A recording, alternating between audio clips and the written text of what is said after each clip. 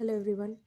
जो लोग टीआरई 4 की तैयारी कर रहे हैं और उन लोगों को मटेरियल नहीं मिल रहे हैं कि कहाँ से पढ़ें, ये समझ में नहीं आ रहा है कि कौन सी किताब लें, किस किस तरीके का मतलब कोर्स लिया जाए, किसका लिया जाए। उन लोगों को मैं ये बता दूं कि देखिए, आप या तो कोई कोर्स अगर आप परचेज़ कर सकते हैं तो सही है, लेकिन कोर्स ख़रीदने से ही सब कुछ नहीं होता है। आपको कोर्स लेने के बाद आपको उसमें जो मटेरियल्स मिलते हैं, जैसे कि आपको नोट्स मिलता है, प्रैक्टिस सेट मिलते हैं, उसको अच्छे से आप अगर पढ़ेंगे तो आप लोग अच्छे से तैयारी अपना कर पाएंगे। या तो आप अपना खुद का नोट्स बना सकते हैं उस कोर्स को लेने के बाद।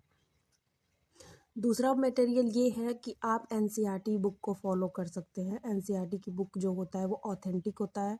आप एनसीईआरटी की किताबों से अगर आप पढ़ेंगे तो आपको रेफरेंस के लिए भी कहीं और भटकना नहीं पड़ेगा। सपोज़ कीजिए कि आपने एनसीईआरटी की किताबों से पढ़ा और एग्ज़ाम में उससे कुछ क्वेश्चंस आए, तो हमेशा एनसीईआरटी की बुक को ही फॉलो करके रेफरेंस मांगता है, ऑब्जेक्टिव जो भी ऑब्जेक्शंस होते हैं, तो आपको वही चीज़ फॉलो करना चाहिए। एनसीईआरटी की किताबें आपको अगर ख़रीद सकते हैं तो मार्केट में तो बहुत सही है, और अगर आप नहीं ख़रीद सकते हैं तो आपको ऑनलाइन भी एनसीईआरटी की किताबें मिल सकती हैं। मैं बताती हूँ कि कहाँ पे मिलेगा। आगे आने वाली वीडियोस में मैं आप लोगों को ये भी बताऊंगी कि आप लोगों का मतलब किस तरीके से कहाँ से एनसीईआरटी से क्वेश्चन पूछे गए थे।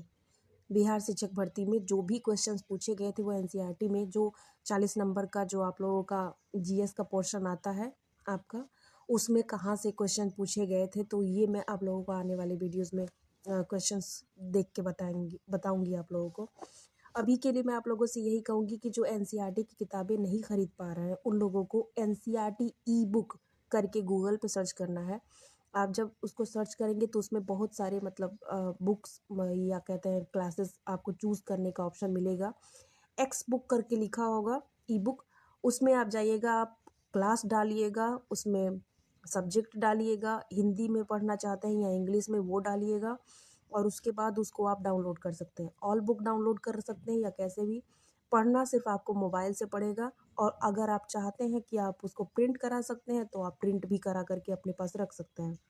दूसरा चीज़ ये कि आप ये जो है लूसेंट लूसेंट का भी आप लोग इस्तेमाल कर सकते हैं। लूसेंट जो है वो एनसीईआरटी पढ़ने के बाद आप लोगों को कुछ क्वेश्चंस को देखने का वो होगा कि क्या है क्या नहीं है, तो उस लूसेंट जो है उसमें ज़्यादा वर्क करेगा। तो आप लोगों को ये करना है, और दूसरा प्रीवियस ईयर क्वेश्चन पेपर वो भी ज़रूर लगाइए।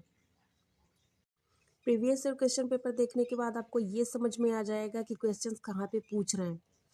एक तरीका मैं आपको बता रही हूँ। जैसे मान लीजिए आप एनसीईआरटी का साइंस का बुक आपने क्लास 8 का उठाया, साइंस का बुक आप पढ़ रहे हैं, आप ऑनलाइन पढ़ रहे हैं, उसको आपने एक कहानी के तौर पे पूरा पढ़ लिया, फिर आप प्रीवियस ईयर क्वेश्चन पेपर को देखिएगा, उसमें आपको डेफिनेटली वो क्वेश्चंस ज़रूर मिलेंगे। तब आपको समझ में आ जाएगा कि ये क्वेश्चंस कहाँ से पूछे जा रहे हैं, कौन से चैप्टर से पूछा जा रहा है, किस तरीके से पूछा जा रहा है, वो आपको समझ में आ जाएगा। आप ऐसे ही बस यूट्यूब पे मॉक टेस्ट देखते रहेंगे, वो लोग प्रीवियस ईयर मतलब कराते हैं बहुत सारे चैनल वाले, लेकिन एमसीक्यूज सिर्फ क्वेश्चन कराएंगे, आपको थ्योरी नहीं पढ़ाएंगे। बेहतर ये है कि आप एनसीईआरटी को अच्छे से पढ़िए, उसके बाद क्वेश्चंस को देखिए कि कहाँ से पूछा जा रहा है, तो आपको समझ में आएगा कि क्वेश्चंस कैसे आ रहे हैं। तब आप जितने चाहे उतने मॉक टेस्ट लगाइए, प्रैक्टिस सेट लगाइए, यूट्यूब से क्वेश्चंस देखिए, चाहे जैसे भी देखिए, आपका दिमाग जो है उसको रिकॉल करेगा कि हाँ, मैंने एनसीईआरटी की किताबों में इस जगह से ये क्वेश्चन देखा है। ये तरीका आप अपनाएंगे तो आप 100% अपना देंगे और अच्छे से आप लोगों का सिलेक्शन हो जाएगा। मेरे कहने पे आप लोग ये तरीका ज़रूर अपना करके देखिए। प्रीवियस ईयर क्वेश्चन पेपर लगाइए और एनसीईआरटी की किताबों को पढ़िए, और उसके बाद यूट्यूब चैनल को फॉलो कीजिए या किसी कोर्स के फॉलो कीजिए। आप लोग 100% अपना रिजल्ट करेंगे। Thank you so much.